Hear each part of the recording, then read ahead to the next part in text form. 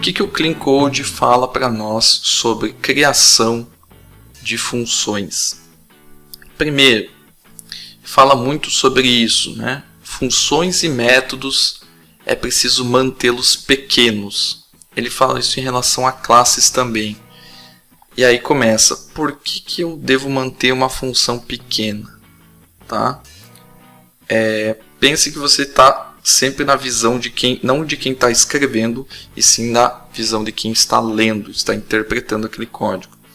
Então, muitas vezes você lendo um código, uma função aí de 100, 200, 300, já vi funções aí de 500, 1000 linhas, tá?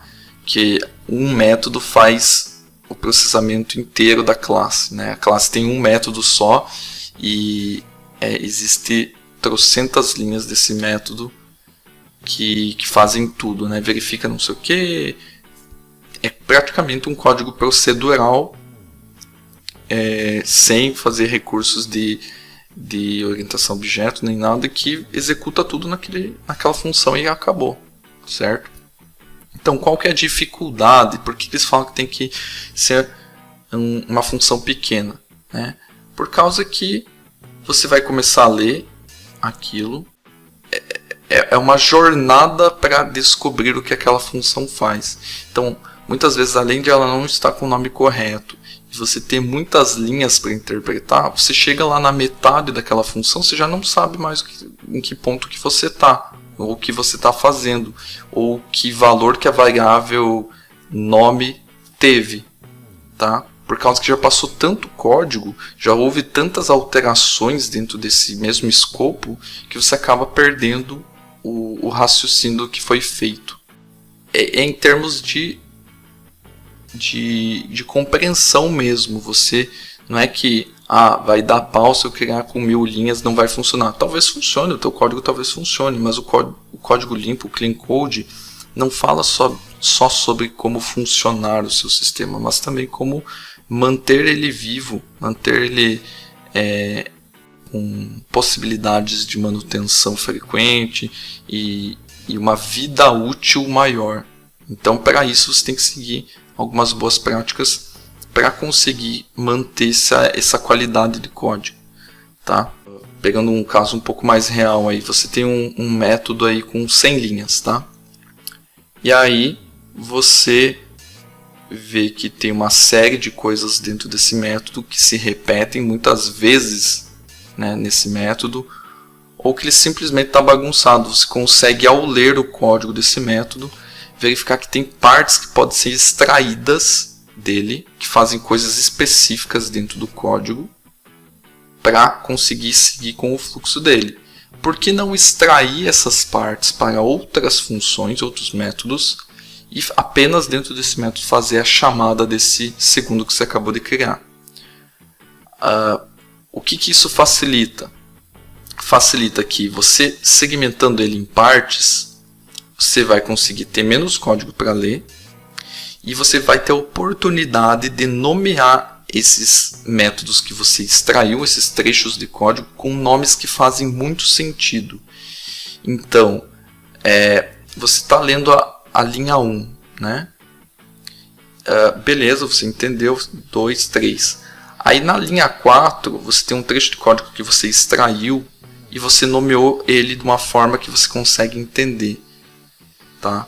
E só por ler essa chamada dessa função dentro desse primeiro método, você consegue saber se é esse método, você precisa olhar o que ele faz ou não precisa. Ou se, beleza, esse aqui é o método, vamos supor aqui, dando um exemplo para ficar mais didático. Tem um método que calcula os impostos da nota fiscal. Tá? Então, tem um método calcular impostos da nota fiscal, e aí ele faz algum tipo de setup no primeiro trecho do método, alguma coisa assim. E aí ele tem os trechos de código de calcular o PIS, calcular o COFINS, calcular o ICMS, etc. Vários tributos, correto? E aí você extrai esses trechos que faz a parte do PIS, do COFINS, do ICMS para outros métodos e nomeia ele como calcular imposto PIS, COFINS, calcular imposto ICMS, calcular imposto ISS, enfim, vários tipos de tributo. E aí, numa eventual manutenção, você está lendo o método de calcular imposto e você sabe que a pessoa reclamou que está com problema no ICMS, está calculando errado o ICMS. Aí você começa a olhar, beleza, isso aqui não fala nada de ICMS, a segunda linha, calcular PIS, não fala nada de ICMS, calcular COFINS é outra função que não fala nada de ICMS. Então, perceba que você acabou esquipando 2 trechos de código já, que você, se tivesse tudo no mesmo bloco de código, você teria que ficar olhando e ver se não tem nenhuma interferência de ICMS no meio. Como você extraiu isso e nomeou da forma correta, você não precisa checar esse código. E aí chega no método calcular ICMS. Opa, aqui sim está um trecho de código que faz sentido eu olhar porque a minha manutenção está voltada a isso. E aí sim você acessa esse método que também foi extraído, conserta o que tem que consertar e aí volta olhando o restante do fluxo. Mas percebe que quando você consegue segregar isso e dar responsabilidades únicas para cada função, fica tudo mais fácil de isolar numa eventual manutenção, na própria implementação, quando você vai reutilizar o código. Pode ser que em outro método você tenha que usar vamos supor, em outro método que faz cálculo de impostos, você vai ter que utilizar alguma coisa, ou aquele método de calcular PIS, calcular COFINS, etc. Então você já tem ele segregado daquele bloco de código que antes era gigante, e aí você consegue reutilizar esse código. Então, tanto para entendimento, tanto para troubleshooting, tanto para reutilização, faz muito sentido você ter as funções pequenas segregadas. Tá? Outro ponto é a reutilização, que eu já comentei. Então faz muito sentido quando você tem vários trechos que podem ser reutilizados em outra parte da sua aplicação. No momento de dar manutenção, beleza, está dando erro. Se você tivesse esse código repetido em vários lugares ao mesmo tempo, você teria que dar, sei lá, 10 manutenções iguais porque os trechos estão repetidos. Se você segregou isso em um método só e apenas fez as chamadas nos 10 lugares, você arruma em um lugar só.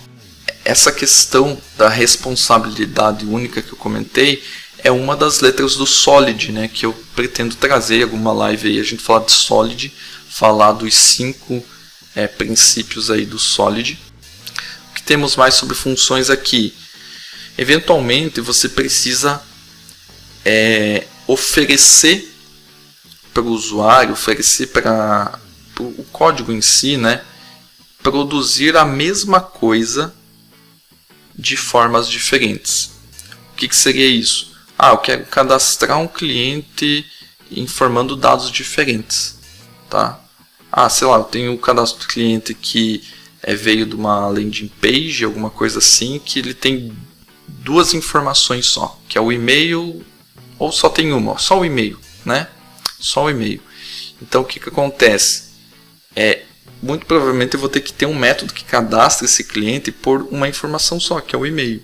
Posteriormente, em algum fluxo do sistema, ele vai complementar esses dados, mas não agora. E aí eu tenho algum segundo cadastro que vai cadastrar o usuário por completo a partir de algum formulário, né, ou no painel administrativo, alguma coisa assim, onde eu vou ter uma série de dados. Então o que acontece? A minha função é cadastrar cliente, é fazer a mesma coisa, porém com dados diferentes. Então o que seria uma boa prática aí, seguindo o Clean Code? Você faz uma sobrecarga de métodos. Tá? O que é uma sobrecarga? A sobrecarga é quando você mantém o mesmo nome, né? O mesmo nome e retorno aí do método, e você muda apenas os parâmetros. Então um parâmetro vai ser a string de e-mail nesse primeiro método, e aí você faz a sobrecarga com um formulário, um objeto complexo do tipo cliente, ou vários tipos de parâmetro, né, que vão conseguir fazer o cadastro desse cliente por completo. Tá? Então, sobrecarga de métodos seria o termo. E, basicamente, funções seria isso. Tá?